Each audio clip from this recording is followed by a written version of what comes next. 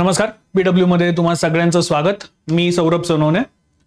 काही विद्यार्थ्यांचे मेसेजेस आले, काहींचे फोन, व्हॉट्सॲप आणि त्याच्यानंतर तुमच्या व्हिडिओवरच्या कमेंट्स। बरेच प्रश्न होते, एक एक करून त्यांच्याबरोबर डील करूया। Let's start. तर मित्रांनो बघा, तुमचा जो सगळ्यात पहिला आणि महत्त्वाचा क्वेश्चन आहे की सर मी आता पदवीच्या शेवटच्या वर्षाला आहे, तर शेवटच्या वर्षाला असताना मी फॉर्म भरू शकतोय का? प्रश्नाचं उत्तर आहे हो, तुम्ही फॉर्म भरू शकता। मग आता अशा वेळेला मी तिथे डॉक्युमेंट कोणते अपलोड करायचे? तर डॉक्युमेंट अपलोड करायचे सेकंड इयरचे मार्कशीट, आणि सेकंड इयर साठीच तुम्ही जी पदवीच्या जिथे फॉर्म आहे तिथे तुम्ही परत एकदा सेकंड इयरची मार्कशीटच टाकायची आहे। ठीक आहे, असे विद्यार्थी जे बीए किंवा बीकॉम करतात, असे विद्यार्थी जे इंजिनिअरिंगला आहेत, ऑफकोर्स त्यांच्यासाठी थर्ड इयर असणार आहे। ठीक आहे, सो हा 1, 2, 3 हे क्वेश्चन तुमचे कंप्लीट झालेले असावेत। ठीक आहे, आता महत्त्वाचं म्हणजे मी FY ला असताना फॉर्म भरू शकतो आहे का, किंवा मी SY ला असताना फॉर्म भरू शकतो आहे का? प्रश्नाचं उत्तर आहे नाही। आता इथला हा FY म्हणजे फायनल इयर आहे बरं का, फायनल इयर आहे। ज्यांचे सेमिस्टर वाईज आहेत त्यांनी सेमिस्टरच्या गुणपत्रिका मार्कशीट अपलोड करायच्यात। ठीक आहे, लास्ट सेमिस्टर जे तुमचे सेकंड लास्ट ज्याला आपण म्हणतोय, ज्याच्यातून तुम्ही बाहेर पडलेलात ते, किंवा जे पाठीमागचं सेमिस्टर संपलेलं आहे ते। आता काही युनिव्हर्सिटीज या पुढे आहेत, काही युनिव्हर्सिटीज यात मागे आहेत, युनिव्हर्सिटीनुसार गोष्टी बदलतील, आय नो दिस।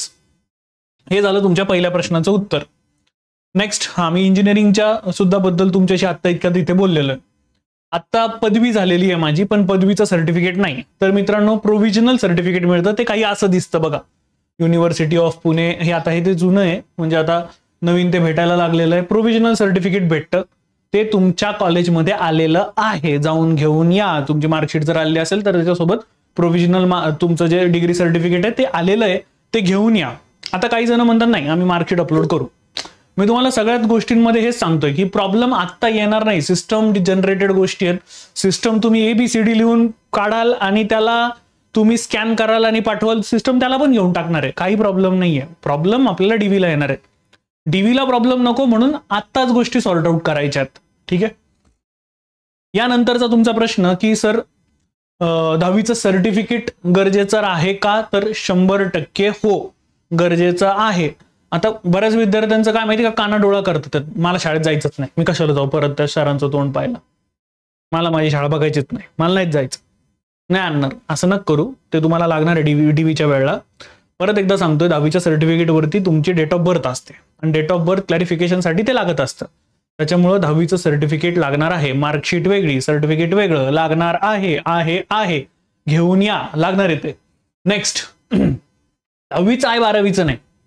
परत एकदा सेम कॉलेजमध्ये जा आणि काढून आणा, ते आत्ता लागणार आहे तुम्हाला। भरपूर वेळ हातामध्ये आहे।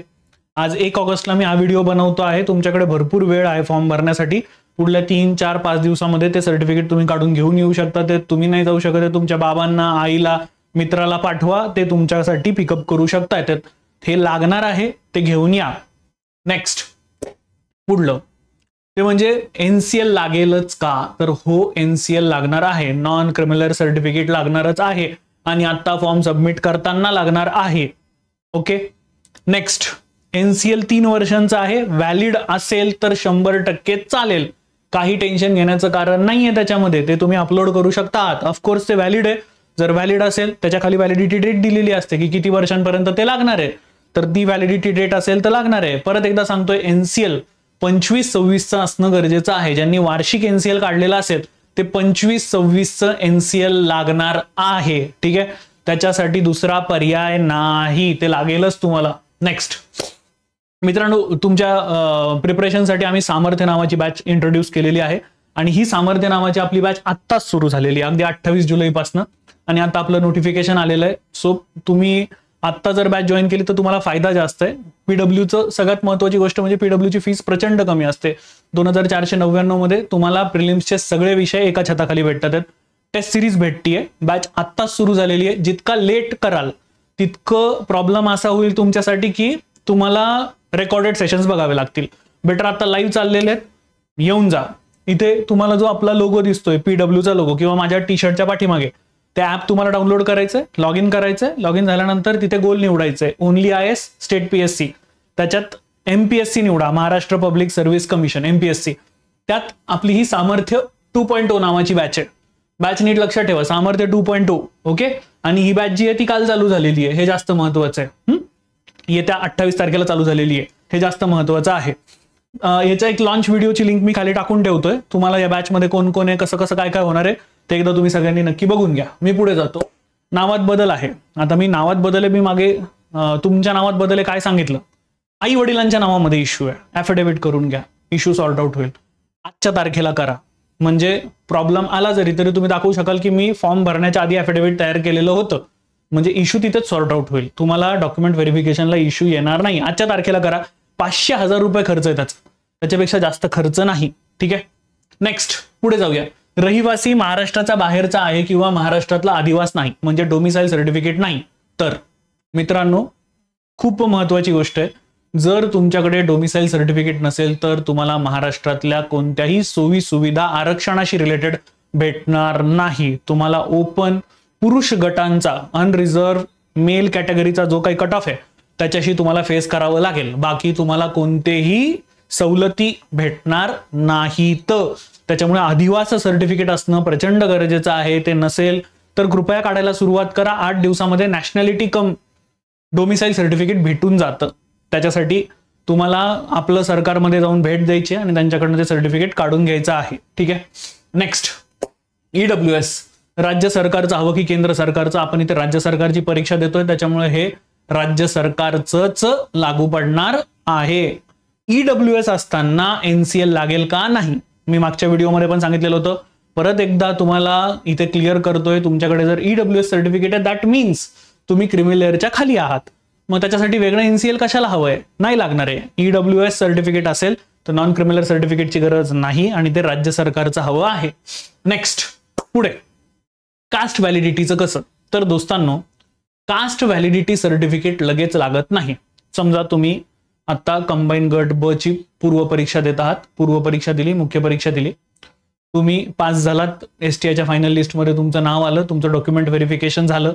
जॉईन केलेल्या दिवसापासून तुम्हाला डिपार्टमेंट वेळ देत असतं. आयोगाची भूमिका संपली, डिपार्टमेंट वेळ देत असतं. डिपार्टमेंट तुम्हाला सांगतं बाबा रे हा एवढा कालावधी घे आणि तुझी कास्ट व्हॅलिडिटी आम्हाला सादर कर.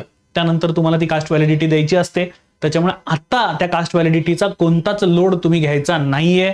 सध्या पुरतं तुम्ही जे तुमचं कास्ट सर्टिफिकेट आहे ते तिथे आयोगाला सबमिट करा. सबमिट केल्यानंतर तुम्हाला वेळ भेटणार आहे, जेव्हा तुम्ही पास झाला तेव्हा तुम्हाला ते द्यायचंय. आता त्याचा लोड घेण्यात काही कारण नाही. नेक्स्ट मित्रांनो, नवीन प्रोफाईल मी आत्ताच काढू का आणि ते लगेचच्या लगेच तयार होऊ शकते का, तर हो, 100% हो. तुम्ही नवीन प्रोफाईल जर आता तयार करायला घेतली तर ती नवीन प्रोफाईल लवकरात लवकर तयार होऊन जाईल आणि लगेच सेम डेला तुम्ही तो जो फॉर्म आहे तुमचा तो भरू शकता आहात. यासाठी मी तुम्हाला एक सजेस्ट करतोय की जर तुम्हाला त्याच्यातली माहिती नसेल तर कृपया एखाद्या सायबर कॅफेमध्ये जा आणि व्यवस्थित ज्याला माहिती असेल त्याच्याकडनं फॉर्म भरून घ्या. ब्लाइंड फेथ, असा बंद डोळ्यांनी विश्वास कोणावरती ठेवू नका की हा माझा काका मामा दादा चाचा मावसा ओळखीचा आहे, दरवेळेला माझे ऑनलाईन फॉर्म भरतो तोच भरेल. प्रोफाईल मधली एकही चूक तुम्हाला महागात पडू शकते. त्यामुळे ज्याला माहिती आहे त्याच्या समोर बसा, पण तुम्ही योग्य गोष्टी वाचा आणि मग फॉर्म भरा. बिना वाचता फॉर्म भरू नका, ती गोष्ट तुम्हाला महागात पडू शकते. ठीक आहे. पुढे जाऊया. फर्स्ट इयर आणि सेकंड इयरला आहे फॉर्म भरता येईल का. मी मगाशीच तुम्हाला सांगितलं की फॉर्म भरण्याची हिंमत पण करू नका. आयोग काही गोष्टींमध्ये जाम स्ट्रिक्ट आहे. तुम्ही जर इलिजिबल नसताना फॉर्म भरला तर तुमच्यावरती ऍक्शन सुद्धा घेतली जाऊ शकते. मागल्या काही काळामध्ये आयोगानं अशा विद्यार्थ्यांवरती ऍक्शन सुद्धा घेतलेली आहे. तुम्हाला टेस्टच द्यायची आहे ना, तर ठीक आहे, मग आपली ऑफलाईन टेस्ट सुद्धा होत असते, येऊन बसा त्याला. हा पेपर नंतर भेटेल फुकटमध्ये टेलिग्राम्सवरती. आपल्या पण टेलिग्रामची लिंक आली आहे, तिला जॉईन करून घ्या. तर टेलिग्रामवरती तुम्हाला पेपर फुकट भेटेल, त्याच्यात जा. उगाचच स्वतःचं करिअर खराब करून घेण्यात काही मजा नाही आहे. फर्स्ट इयर सेकंड इयरला असताना फॉर्म भरू नका, ते प्रॉब्लेम होऊ शकतो आहे. ठीक आहे. व्हेरिफिकेशन मध्ये कशात सापडला तर गडबड होईल. बेटर थांबून घ्या जरासं. तुम्ही इलिजिबल नसाल तर फॉर्म भरू नका, स्पष्ट सांगतोय. बऱ्याच विद्यार्थ्यांचा अजून एक महत्वाचं आहे, एका दिव्यांग विद्यार्थ्याचा मला फोन आलेला होता की त्याचं 40%च्या जवळपास त्याचं दिव्यांगाचं सर्टिफिकेट आहे आणि जवळपास 40%चं नाही आहे, मी काढू का. बघा दोस्तांनो, मी एकदम स्पष्ट सांगतोय, आपल्या महाराष्ट्रामध्ये काही प्रकरणं मागल्या वर्षांमध्ये झाली, त्याच्यानंतर आयोग स्क्रुटिनी मोठ्या प्रमाणात करत आहे. समजा तुम्ही हे सगळं घेऊन पास झालात, सर्टिफिकेट कुठनं तरी जुगाड केला, आणला, पास झालात आणि आता त्यांनी तुम्हाला सांगितलं की चल आता तुझी MRI आणि CT स्कॅन होणार आहे, मग काय कराल? 1 वेळ वाया जाईल, 2 नाव खराब होईल, 3 पोलीस केस लागली तर आयुष्य बरबाद. मग बेटर जर तुम्ही इलिजिबल नसाल तर ओढून ताणून इलिजिबिलिटी क्रिएट करू नका. याच्यापेक्षा तुम्ही दुसरी काहीतरी संधी सापडवलेलं योग्य किंवा ह्याच परीक्षेत जास्त मेहनत केलेली योग्य आहे. ओढून ताणून गोष्टी तयार करू नका, ते तुमच्यासाठी प्रॉब्लेम क्रिएट करू शकतात आणि एकदा नाव खराब झालं तर काहीच उरणार नाहीये. त्याच्यामुळे ओढून ताणून कृपया कोणीही या गोष्टी करू नये. नेक्स्ट, आरक्षणाचा लाभ घ्यावा का? तर मी तुम्हाला आधीच सांगितलं, ओढून ताणून आरक्षण असेल तर लाभ घेऊ नका, पण जर तुमच्याकडे आरक्षण असेल तर 100% आरक्षणाचा लाभ घ्या. बघा, तुम्ही इलिजिबल आहात, तुम्हाला गव्हर्नमेंटनेच आरक्षण दिलेलं आहे, मग लाभ का नाही घ्यायचा? बरेच विद्यार्थी असतात, तर सर असं असं हे आहे, मला ह्या गोष्टींमध्ये हे असं आहे, पण मग सर्टिफिकेट काढायला इतका वेळ लागतोय, ह्या गोष्टींमध्ये इतका वेळ लागतोय. असं करू नका. तुम्हाला जर सरकारनं लाभ दिलेला आहे तर लाभ घ्या ना. तुम्ही नाही घेतला तर दुसरा जण घेणारच आहे, तो थोडी सोडणार आहे. तुम्ही घ्या लाभ. तुम्हाला जर लाभ भेटत असेल तर आरक्षणाचा लाभ तुम्ही घेतलाच पाहिजे. ते तुमच्यासाठीच ती फॅसिलिटी उपलब्ध करून दिलेली आहे. त्यामुळे आरक्षण असेल तर त्याचा लाभ नक्कीच घ्या. तुम्ही EWS मध्ये पात्र असाल, ऑफकोर्स EWS मध्ये फॉर्म भरा. SCBCचं सर्टिफिकेट काढायला गडबड होत असणार आहे तर नक्कीच आई वडिलांशी बोला, त्यांना या गोष्टीचं महत्त्व तुम्ही कळवून द्या. SCBCचं सर्टिफिकेट नक्की काढा. OBC मध्ये आपले काही विद्यार्थी असतील, NT मधले काही विद्यार्थी असतील, तर जर तुम्हाला त्या पदांचा लाभ घेता येत असेल तर 100% तुम्ही लाभ घ्या, कारण हे तुमच्यासाठीच तयार करण्यात आलेलं आहे. आरक्षणाचा लाभ नक्की घ्या. नेक्स्ट, हा एक मेजर प्रश्न आहे की माझं समजा YCMU मधनं मी बाबा रे 10वी झाल्यानंतर 12वी केलीच नाही, मी YCMUचा डिग्री कोर्स केला आणि डायरेक्ट मी पास झालेलो आहे, तर नो इश्यूज. UPSC ला देखील चालतं. युनियन पब्लिक सर्व्हिस कमिशन, UPSCचे जे पेपर होतात त्यांना पण चालतंय. ओपन युनिव्हर्सिटी आहे ती आणि UGC अप्रूव्ड आहे. त्यामुळे बिलकुल चिंता करण्याचं कारण नाहीये. जर तुमचं YCMU मधनं ग्रॅज्युएशन झालेलं असेल, तुम्ही ही परीक्षा अगदी व्यवस्थित देऊ शकता आहात. कामाला लागा, अभ्यासाला लागा, काही चिंता नसावी. तुमची ही डिग्री तिथे चालणार आहे. यानंतर दोस्तांनो, ते म्हणजे माझ्या डोक्यात आलेल्या काही गोष्टी त्यांच्याविषयी बोलून घेतो. मित्रांनो बघा, फॉर्म भरत असताना ना बरेच विद्यार्थी घाई करतात मोठ्या प्रमाणामध्ये.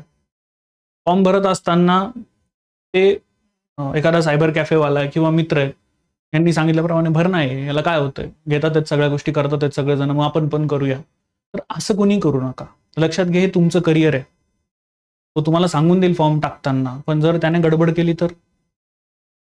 मागे आपल्या एका विद्यार्थिनीच्या बाबतीमध्ये झालेलं होतं की चुकीचं सर्टिफिकेट अपलोड झालेलं होतं. 10वीला 12वी आणि 12वीला 10वी. मी स्पष्ट सांगितलं की ताई, तुम्ही मागच्या वर्षीची मुख्य परीक्षा दिलेली आहे, कशाला गडबड करतात येथे तुम्ही? साहजिक गोष्ट आहे की पास झालात तर गडबड होऊ शकते टीव्हीला.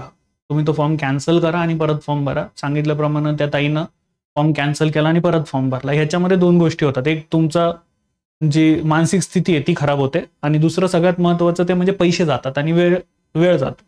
त्यामुळं मग हे असं न करता तुम्ही कृपया स्वतः फॉर्म भरा आणि योग्य इन्फॉर्मेशन योग्य ठिकाणी टाका, म्हणजे गडबड होता कामा नये.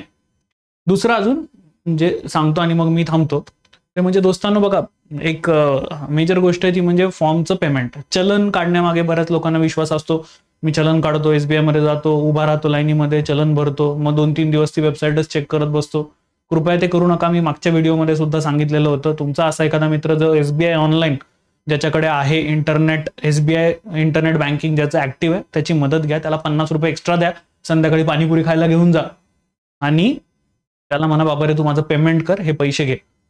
पण ते करूनच तुम्ही एंड करा. तिथे उगाचच चलनाच्या नादाला लागू नका. विषय होऊ शकतात की ते परत अपडेट नाही झालं, परत प्रॉब्लेम्स आले, परत 4 वेळा ह्याला त्याला फोन करत बसा, त्याच्यात काही मजा नाही आहे.